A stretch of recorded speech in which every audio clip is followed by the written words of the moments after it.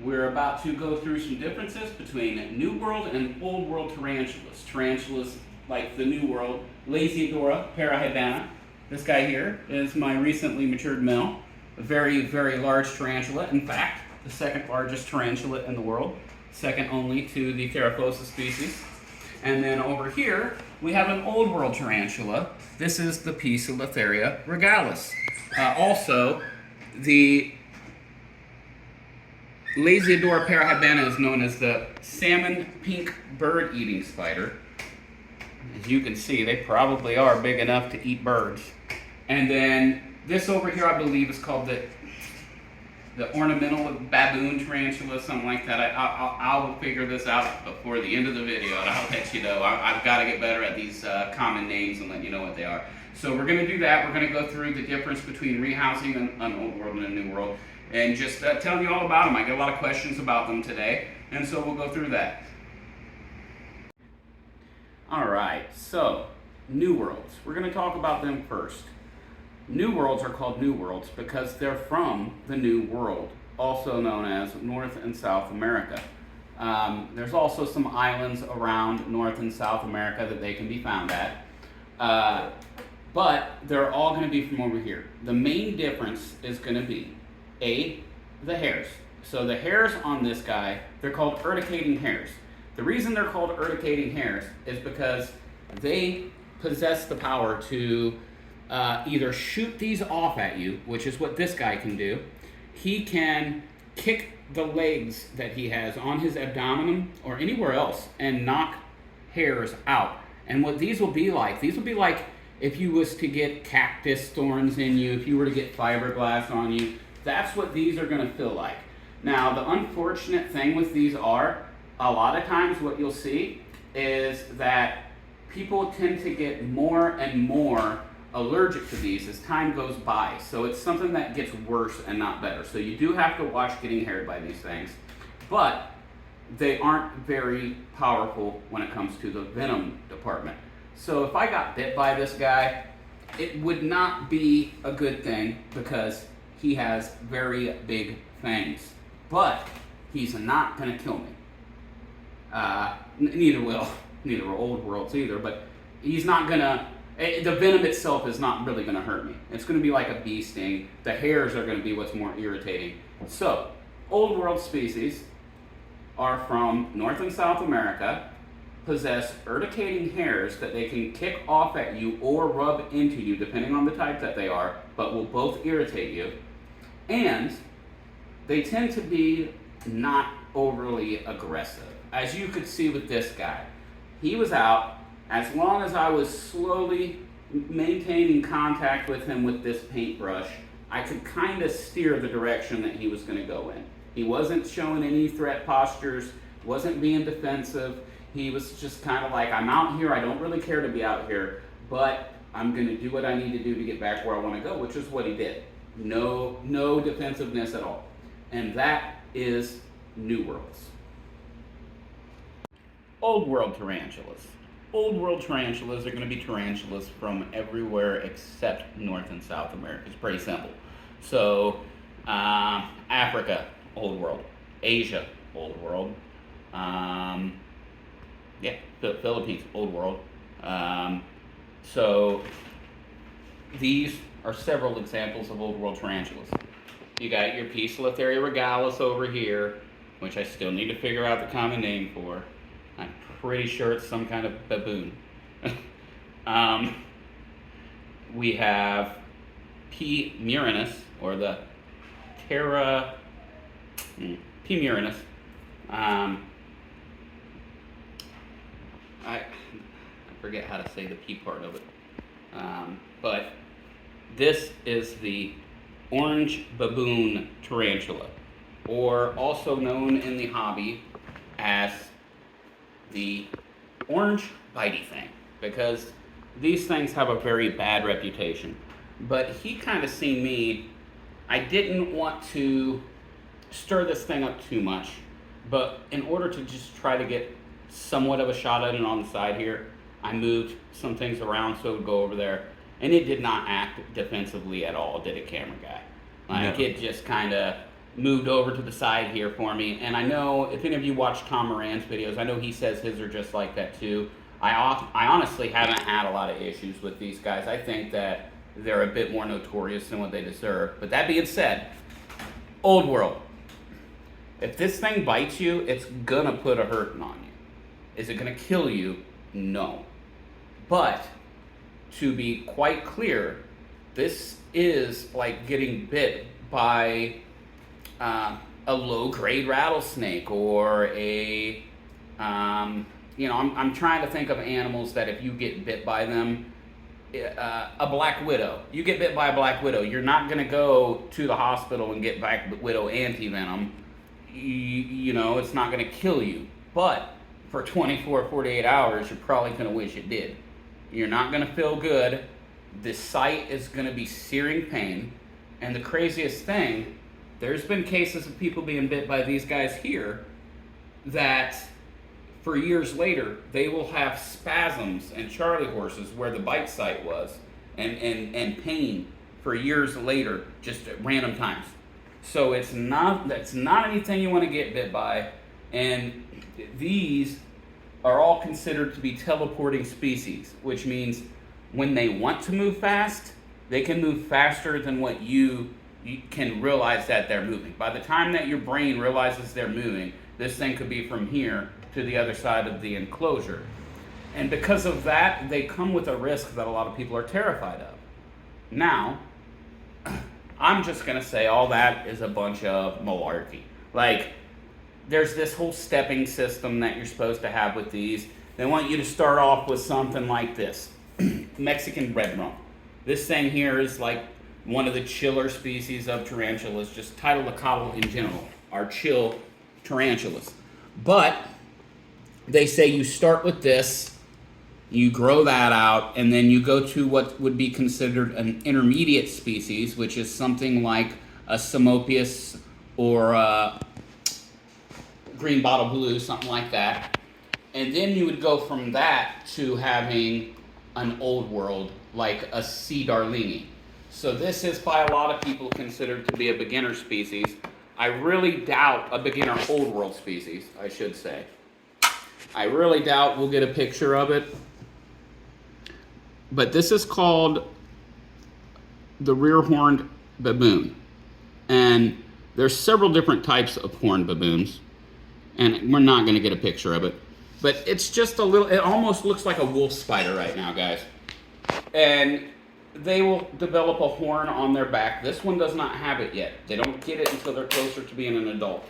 But these are considered to be a good starter. And then you would move on to like your pokies. These things are called pokies. It's a nickname given to them in the hobby. Then you would move on to like your pokies. These are like considered to be more of your most advanced. But the reason I say all that's kind of malarkey is because I went out and bought a collection from somebody when I just started with tarantulas, and I had done all my research, yes, and I've kept other animals before, but I went out and some of the first ones I got were old worlds. And I was kind of terrified, but that was because of everything that I had seen about these things. These guys are not here to kill you. They've not really been difficult to work with. In fact, my son, at 17, rehoused his first tarantula, and it was an old world. The wife has never been afraid of these things. Like she works with these relative ease, and shows no fear of them, which is crazy. She would hold this thing, and that's the difference that you see here. Once again, we're talking about the differences between old world and new world. So this thing here, I'm showing to you through the case. I'm not pulling this thing out to show it to you. Whereas the new worlds, most of them I would pull right out and show it to you. But these guys, you can't risk it. They're not going to kill me, but I don't want to get bit by any of these. So, yeah, that's the difference between new worlds and old worlds. Here in just a few, we will be doing a rehouse, and I will be showing you how to rehouse an old world species. We're going to be doing it with the T-Wagons. We're going to pretend it's an old world. And I'm going to show you how you would rehouse this animal to where you're not in danger of getting bit by it. So that way maybe you can see, okay, it's not that bad. And realistically, also another thing you think about when it comes to old worlds is the only time that you really have to take this thing out of its enclosure is from little sling stage to medium stage, and from medium stage to big stage. That's it. After that, they're like fish. You leave them in their enclosure, you feed them, and you don't mess with them. Only they're better than fish because you don't got to clean the water every week. The infamous OBT out and about. Look at the coloration. They really are absolutely gorgeous spiders. But if they start moving, I gotta shut it.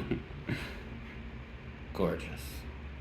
Alright, so the reason a lot of people don't like to mess with the old worlds is because they consider them to be dangerous because of the venom content and how fast they are. But the only time that you're really in danger, if you watch what you're doing when you're feeding them and doing your maintenance, you don't have too much to worry about. So the only time you're really in danger is whenever you're doing a rehousing. But there are ways to mitigate that as well. So let's pretend like this is an OBT. How would we go about rehousing it? Well, this isn't going to be a perfect example because in this case, this is bigger than what you would want it to be. In a perfect world, we would be rehousing a bigger tarantula for this video. But this will work for us because this is not an old world tarantula. This is a new one. We're just pretending like it's an old world. So, can you see okay from there in here? So, you would gently open up the enclosure. Now, with everything that you're doing with this, you're just going to want to remember, gentle, easy, calm. Because if you stay calm, it's way more likely that your tarantula is going to stay calm. Now, you will see a bunch of them scrunch down into this. This is called a stress pose. That's just, they're stressed out. So tarantulas don't have good eyesight. So the reason that I'm inside of this, even though it makes it harder for the cameraman to see, is because if this tarantula jumps over the side and runs out instead of going where I want it to go, it'll usually run to the edge because they don't see well. So it'll run and it'll feel this edge and it'll feel safer there. It'll stop for a second. It'll try to figure out where it wants to go from there. So it'll stop when it hits an edge, and that's why these are important to have edges. So what you'll do is you're gonna take a paintbrush and you're gonna gently touch your spider's leg. And usually you wanna touch the back leg if it's not a defensive species. And just kinda touch them the way that you want them to move. And sometimes they'll be stubborn and they'll just kind of sit there. Now you want to try to maintain the contact with the paintbrush and just gently kind of scoot them. As long as you maintain the contact, they tend to not freak out quite as bad as if you just touch them, let go, touch them, let go. And then you're just gently going to guide the tarantula the way that you want it to go. Now that the tarantula is where you want it to be, you will put the cardboard on the bottom. Now this makes it to where said tarantula cannot get to you and bite you. Then you go over to the new enclosure that you want it to be in. Now as you can see, this is called what we call a catch cup. We take them from point A to point B in a catch cup. This catch cup has different holes burned into it in various spots. So that way, once we take this cardboard off and we drop our catch cup into the enclosure, we have multiple different options to get this thing down into the enclosure. Now, a lot of arboreals will come straight up here to the top. Now, a lot of times, you start to uncap that lid and they'll move. But if they don't move, a good trick, remember, they don't see, so they have super sensitive hairs. If you blow in, they will usually start to go down by themselves. Then you'll just take your paintbrush in and you'll just kind of help them along.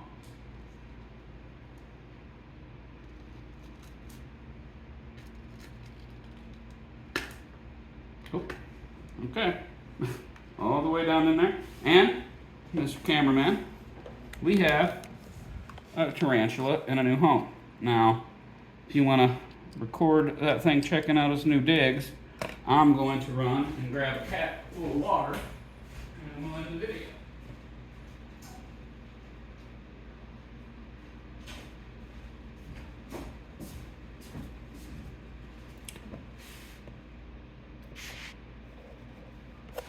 All right, you throw the cap on them, and rehouse is done. Now, to recap, differences between New Worlds and Old Worlds. New Worlds, venom likely around the strength of a bee or less. Urticating hairs that can be annoying and can cause you some irritation and rash. Not quite as fast moving for the most part. Good for beginners. Old Worlds, they're going to be fast moving, they're going to be having potent venom, and there's something that you really have to consider before getting into. You have to know what you're doing, and your rehouses is really the big thing. Like I said, this is the big point where they could be dangerous. So the rehouses are the big thing. You get the rehouses down, you're good to have Old Worlds. That's really what it comes down to.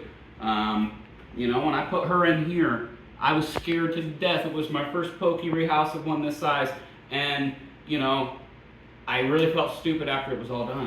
It was easy, but that's because I had put the work in. I put the time in rehousing all these tarantulas, and so now it's not so bad. But you do have to put the work in. You do have to put the time in, and it's really, once you get it down, my wife tells me that it's a stress reliever. She loves to do it. So I hope you all enjoyed this video. Get to see some about the Old World and the New World tarantulas and the difference between them. Like, subscribe, comment, and we'll see you back here at Hillbilly Herpetology.